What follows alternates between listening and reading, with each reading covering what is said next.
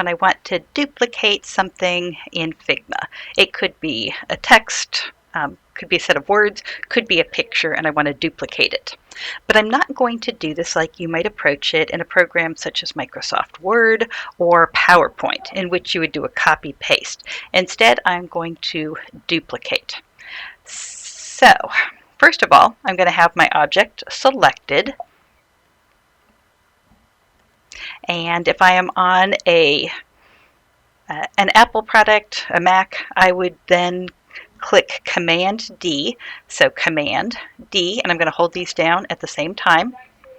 And if I have a PC, I am going to hit either Control D or Windows D.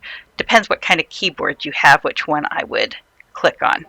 All right, so here I have my home selected. I have a Mac, so I'm going to hit Command D.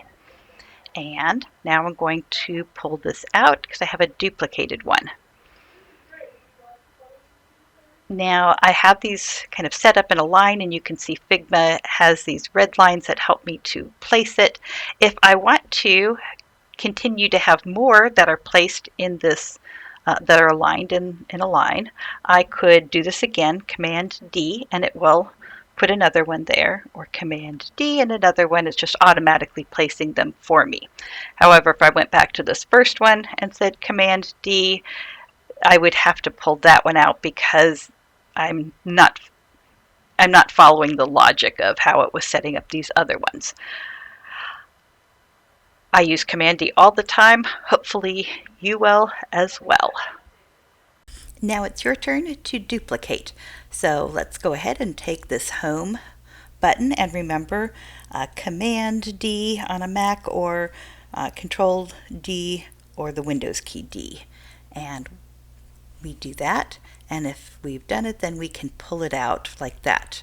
Now the next time I'm going to do it, it should line up as I showed in the other tutorial.